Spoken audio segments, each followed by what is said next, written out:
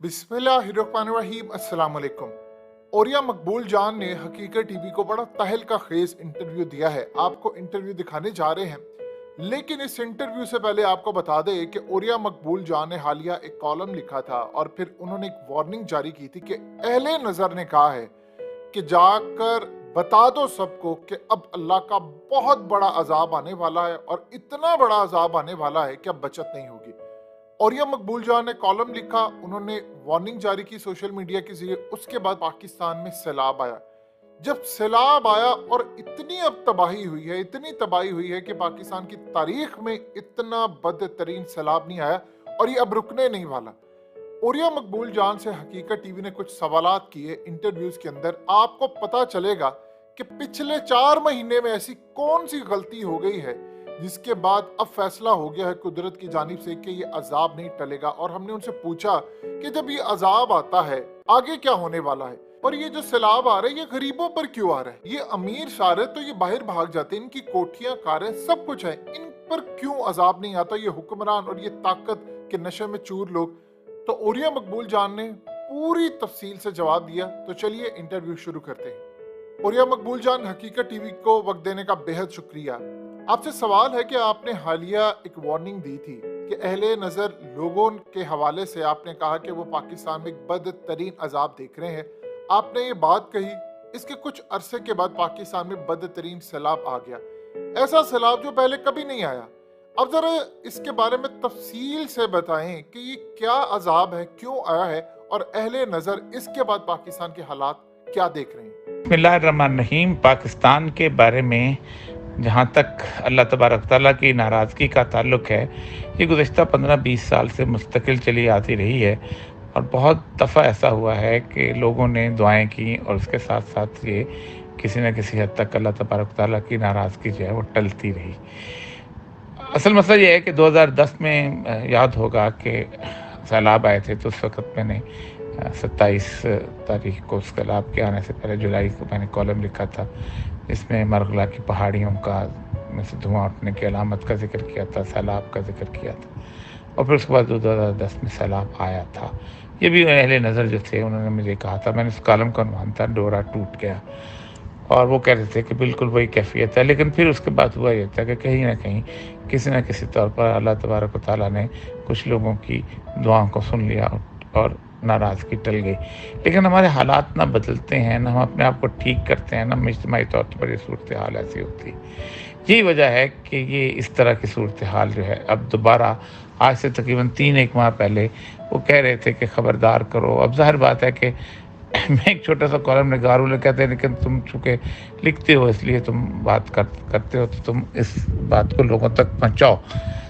तो मैंने उस वक्त भी एक अपना कॉलम में भी लिखा था और उसके बाद आज से 2 महीने पहले कहा भी था कि ये सूरत हाल है, आप खुदा के लिए इस मामले के अंदर थोड़ा सा अपने आप को देखें। क्योंकि वजह ये है कि रसूल अकरम सल्लल्लाहु अलैहि वसल्लम की एक हदीस है कि अल्लाह ताला उस वक्त तक हर ख़ास व आम पर अज़ाब नाज़िल नहीं करता जब तक उनमें एक आदत ना पैदा हो जाए कि वो किसी बुराई को होता देखें और इस्तिताअत करते हों और ना रोकें। अगर वो ऐसा करने लगेंगे तो अल्लाह हर ख़ास व आम पर अज़ाब नाज़िल करेगा। हमारे मुल्क में गुज़श्ता 20-25 साल से जब से ये मीडिया आया है, झूठ को डिफेंड किया जाता है, उसकी वकालत की जाती है, चोरी की वकालत की जाती है, गुनाह की वकालत की जाती है और बहुत सारी ऐसी चीज़ें होती हैं। यही वजह है कि जब नेकी के मुकाबले में बुराई की बराह रास्त वकालत शुरू हो जाए, जो कि दुनिया के किसी मुल्क में नहीं होती, शायद ही कोई हो तो इस तरह की वकालत करता हो, तो वो समझते ये हैं कि ये बहुत मसला बन चुका है। और इस गुज़श्ता 3-4 माह से जो कुछ हालात की तब्दीली आई है, इस तब्दीली से भी नज़र आता था कि एक रास्ता बन रहा है कि जिसके अंदर अल्लाह तबारक व तआला जो है वो किसी तौर पर अज़ाब की सूरत हाल पे ला रहा है। क्योंकि अल्लाह ताला कहते हैं हम जब किसी कौम पर अज़ाब नाज़िल करने लगते हैं तो हम उसके खुश ऐश लोग जो होते हैं, खुशहाल लोगों को हुक्म देते हैं कि वो हमारी नाफरमानी करें। औरिया मकबूल जान, आपसे दूसरा सवाल है। एक आम आदमी सवाल ये करता है कि सारे गुनाह, तबाही, बर्बादी ये ताकतवर और जाबिर लोग हुक्मरानों समेत करते हैं, लेकिन अजाब आम और गरीब बंदे पर क्यों आता है? इन जालिमों को कुछ क्यों नहीं होता? دیکھیں پہلی بات تو یہ ہے کہ قرآن پاک کی آیت ہے اتقوا فتنۃ لا تصیبن الذین ظلموا منکم خاصہ، ڈرو اس وبال سے جو ان لوگوں پر باپا نہیں ہوگا کہ جنہوں نے یہ پیدا کیا، یعنی ہر خاص وہاں پہ ہوگا۔ ایک بات یاد رکھیں کہ یہ عذاب نہیں ہے، یہ جھنجھوڑنا ہوتا ہے۔ اللہ چاہتا یہ ہے کہ تھوڑا سا جھنجھوڑیں تاکہ ہم وہ میری طرف رجوع کریں۔ خود اللہ تبارک یہ فرماتا ہے کہ ہم اس سے جھنجھوڑتے ہیں تاکہ اللہ آخرت کے بڑے عذاب سے یہ لوگ بچ سکیں۔ اب لوگ سمجھتے ہیں کہ جی یہ جو آدمی ہے یہ اس دنیا میں غریب آدمی تھا، اس کا گھر چلا گیا، فلاں کا یہ چلا گیا، اللہ کے لیے کوئی فرق نہیں پڑتا۔ جیسے ایک کمرے سے آپ ایک اپنی قیمتی چیز اٹھا کے دوسرے کمرے میں رکھ دیں، موبائل جو ہے ڈرائنگ روم سے ڈائننگ روم میں رکھ دیں، تو آپ کے لیے تو کوئی پریشانی نہیں ہوگی۔ اللہ اپنی ایک مخلوق کو یہاں سے اٹھاتا ہے اور دوسری مخلوق دوسرے جہان میں لے جاتا ہے، اسی کے پاس ہے۔ اب مسئلہ یہ ہے کہ اگر میں نیک مروں گا تو قیامت دن میرا نیک اعمال ہوں گے، بے شک میں سیلاب میں مروں یا طبی زندگی میں مروں، اور اگر میں بد مروں گا تو میرا بد ہوگا، سیلاب سے بچ بھی جاؤں تب بھی ہوگا۔ بدترین وہ لوگ ہوتے ہیں جن پہ اللہ عذاب نازل نہیں کرتا اور ان کی رسی دراز کر دیتا ہے۔ اللہ کہتا ہے یمدہم فی طغیانہم یعمہون۔ اور ابھی پچھلے دنوں اللہ نے نشانی کے طور پر کرونا بھیجا۔ اللہ نے ہر وہ ملک اور وہ شہر سلیکٹ کیا کہ جو خوشحال تھا، خوش عیش تھا، جہاں حفظان صحت کے سارے اصول تھے، جہاں ڈاکٹرز تھے، کیا کچھ نہیں تھا، اور اللہ نے وہاں پر آپ خود سوچیں کتنے 65 لاکھ لوگ مار دیے، جبکہ افریقہ بالکل چھوڑ دیا، جہاں نہ پانی صاف ملتا تھا، نہ ملکوں کے ملک ایک بندہ نہیں مارا ان کے اندر۔ ساؤتھ ایسٹ ایشیا چھوڑ دیا، لیٹن امریکہ کے کئی ملک چھوڑ دی، اور انہی جگہوں کو سلیکٹ کیا جو 5 سپر پاورز تھیں، ان کو سلیکٹ کیا۔ تو کیا اس وقت کسی نے سوال نہیں کیا کہ اللہ غریبوں کو کیوں نہیں کرتا؟ تو ظالم قرآنوں کا انجام تو اللہ نے آخرت میں رکھا ہوا ہے۔ اللہ نے آخرت کس لیے سجانی ہے؟ یہیں پہ فیصلے کر دیتے ہیں۔ اور یہ مقبول جان آخری سوال ہے آپ سے کہ کیا صورت ایسی ہو سکتی ہے کہ یہ عذاب ٹل جائے، اور اگر ہم نے توبہ نہیں کی یا ہم نے یہ برائی یا گناہ نہ چھوڑے جس سے یہ عذاب ٹلے، تو یہ بات اب کہاں تک جا سکتی ہے؟ دیکھیں عذاب کے بارے میں اللہ تعالیٰ کا ایک اور قرآن کی آیت ہے، اور وہ ہے خاص طور پہ مسلمانوں پر عذاب۔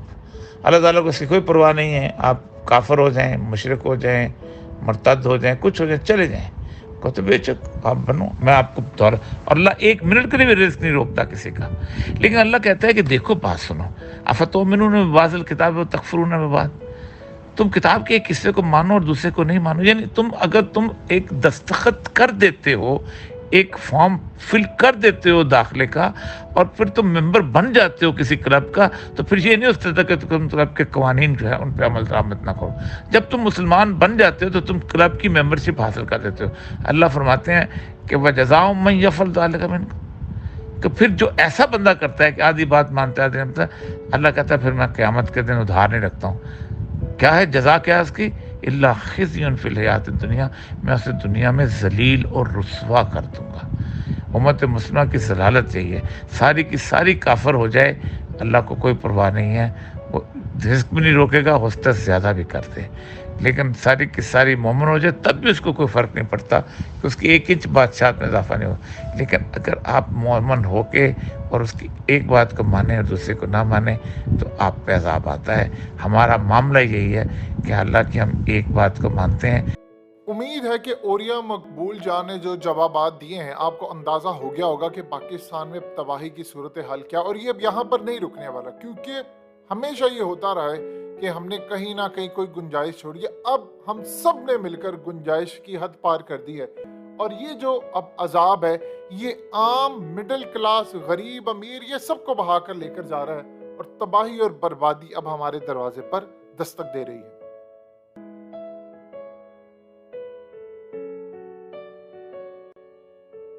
حقیقت ٹی وی کو سبسکرائب کرنا مت بھولیں، ویڈیو کو لائک کریں، شیئر کریں، اور کمنٹ سیکشن میں اپنی رائے کا اظہار ضرور کریں۔